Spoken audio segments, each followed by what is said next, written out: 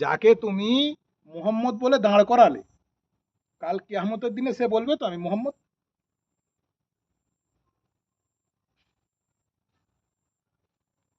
এই দেহের মধ্যে ইমাম মজুদ, এই দেহের মধ্যে ইমাম মজুদ, প্রত্যেক দেহের মধ্যে ইমাম মজুদ, একদিন ঠেলে বার হবে। তার নাম হচ্ছে জ্ঞান, তার নাম জ্ঞান। জ্ঞান হলো তোমার মধ্যে ইমাম। সেই জ্ঞান যার আছে তার ইমাম বেঁচে আছে।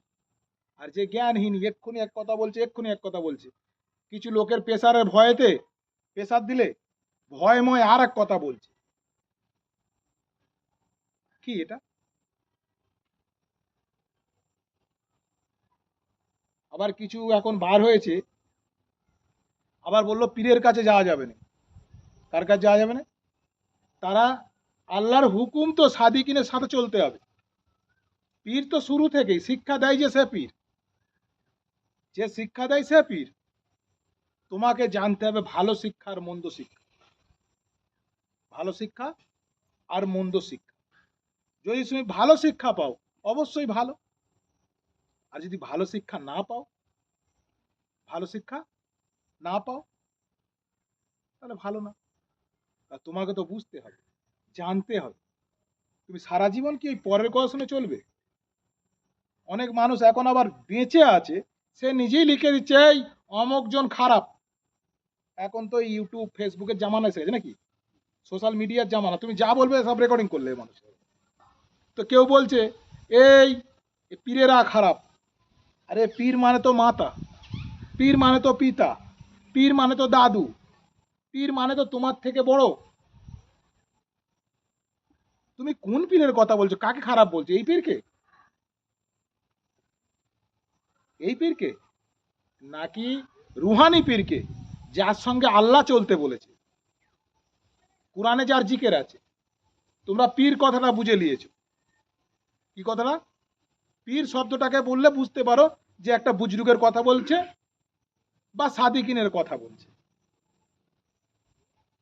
আমাদের তোমাদের মাথায় এই পীর শব্দটা ঢুকেছে, তাহলে আমরা বুঝতে পারবো সাদিকিনের কথা বলছি। তবে হ্যাঁ, পীর অলিরা কিছু বলেনে, এরও একটা কারণ আছে। যদি পীর অলিরা জানে আমরা যেটা পাওয়ার পেয়েছি, সেই ইবাদত পেয়েছে, আমার 24 যে লাভ নেই। তবে যারা পায়নি তারা লাফালাফি করছে। আবার তারা বলবে ঠিক আছে তোমাকে মানবো, তুমি চমৎকারই দেখাও। কোনো আজ পর্যন্ত সত্যিকারের পীর, অলি, আউলিয়া, কুতুব, দরবেশ, কালেন্দার কেউ বলেছে যে আমাকে মানো? বলেছে কই? আমরা আনুগত বা বাইয়াত কেন হই? আমরা আনুগত বা বাইয়াত কেন হই? যেদিনকে তুমি আনুগত বা বাইয়াত হবে, ওই দিনকে তুমি মুমিনে দাখিল হবে। যদি আনুগত বা বাইয়াত না হও, তুমি যতই যাই করো, তুমি তো আল্লাহর কথার খিলাফ করলে। আল্লাহ তাআলা রব্বুল আলামিন কুরআনেতে বহু জায়গায় বলেছে, তবে সূরা নিসা একবার দেখবে চেক করে, 13 নাম্বার পারা, সূরা নিসার 13 নাম্বারে, আয়াত নাম্বার 13। কত? আয়াত নাম্বার 13, সূরা নিসা। তাতে সাফ লেখা আছে, সূরা 4 নাম্বার সূরা, কত নাম্বার? 4 নাম্বার সূরা, আয়াত নাম্বার 13। সাফ লিখছে এগুলো আল্লাহ সীমারেখা। বলি জিজ্ঞাসা চিহ্ন দিয়েছে, কি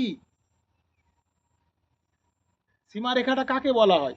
আল্লাহ সীমারেখা কাকে বলা হয়? এই দুনিয়া আল্লাহ সীমারেখা না।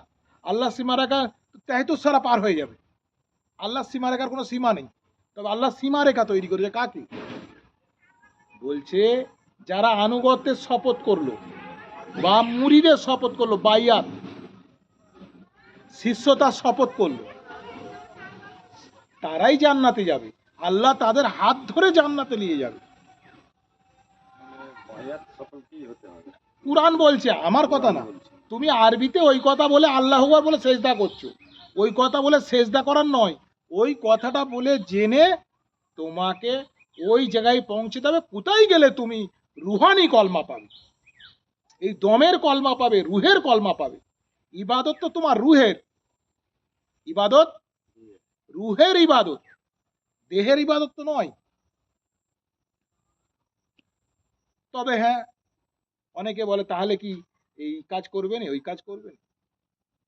মানুষ তো বাহানা দিয়ে চুরিও করতেছে, বাহানা দিয়ে চুরিও করছে, চিটিংবাজিও করছে, নাকি গো? আর দুহাই আল্লাহ দিচ্ছে, আল্লাহ যা করাই তাই। দেখবে কসম কাটবে, বেশ কিছু কথায় কথায় আল্লাহর বাস্তা দেবে, যাদের কথায় মিথ্যে লুকিয়ে থাকে। তারা বলবে আল্লাহর কসম আমি এই কাজ করিনি বা বলতে পারি, সে বলছে। তুমি ওই জায়গায় স্লিপ খেয়ে ধরে ফেলে বলে ওই জায়গায় আল্লাহর একটা সাহারা তোমায় ধরে দিল, না গো লোকটা ভালো, কিন্তু তোমার কথার উত্তরে লুকিয়ে আছে না গো লোকটা ভালো।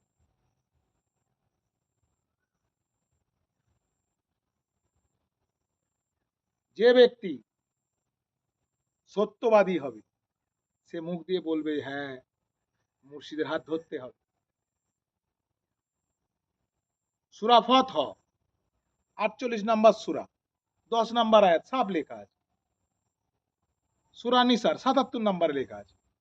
বাইয়াত হওয়ার কথা বহু জায়গায় লেখা আছে, তবে ট্রান্সলেশনের হিসাবে কোনো জায়গায় যারা, যেমন আমরা এখানে দন্তের স বলি, এই আজকে যেমন এসআরআই হচ্ছে ওয়েস্ট বেঙ্গলে, এসআরআইতে বহু জায়গায় মানুষের নাম ভুল ভুলান্তি হচ্ছে বানানের।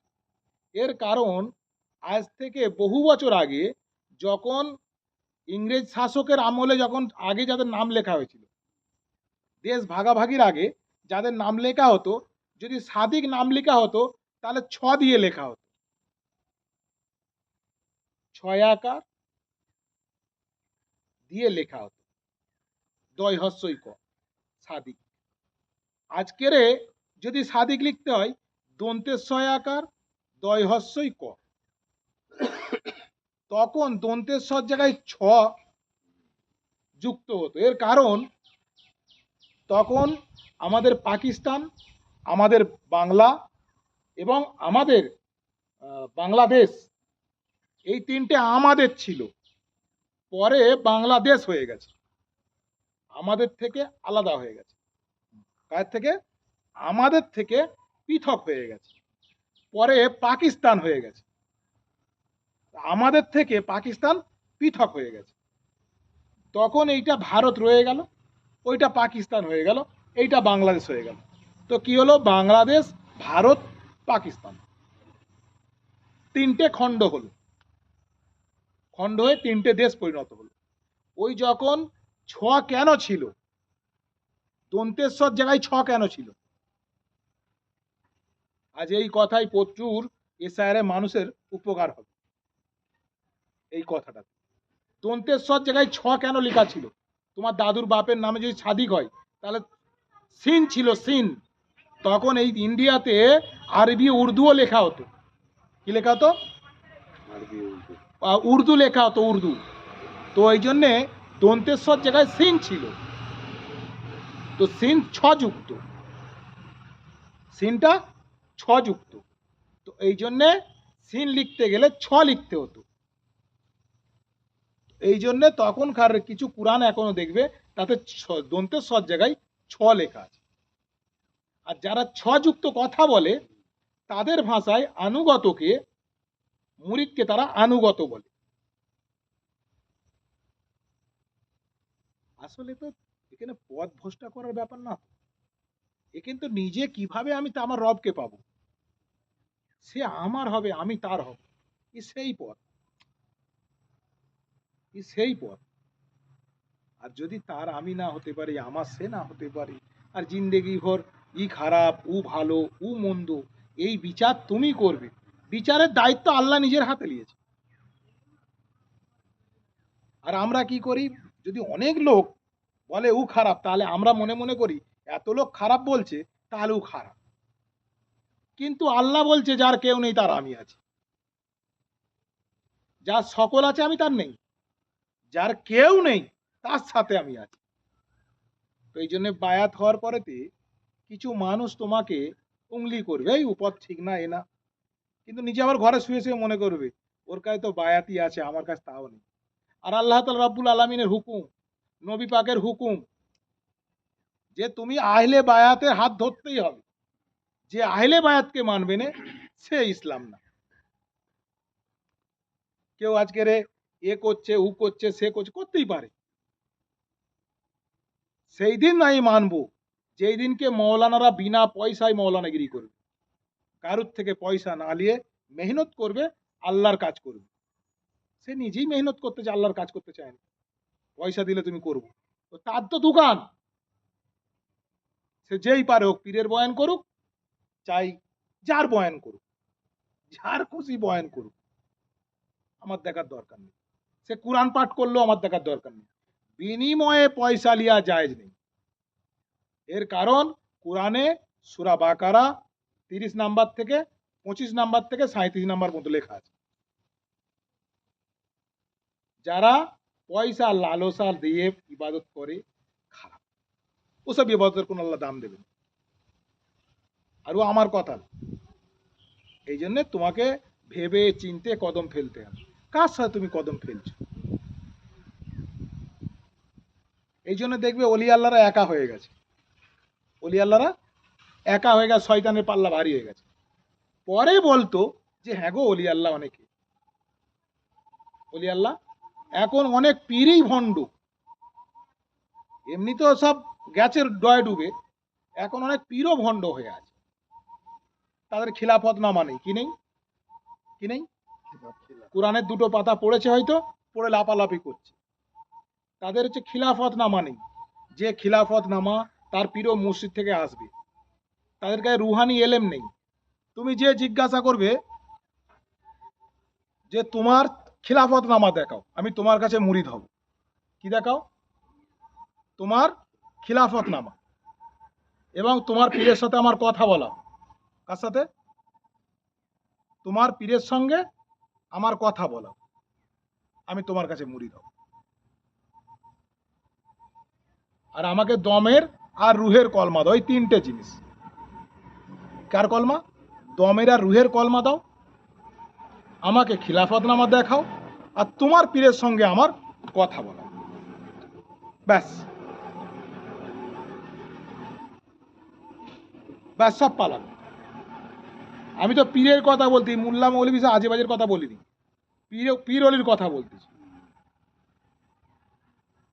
তো মোল্লা মৌলভী মানে সেই কি বলে, চটি চটি বইয়ের পাতার মতন, ওর পড়ার মতন।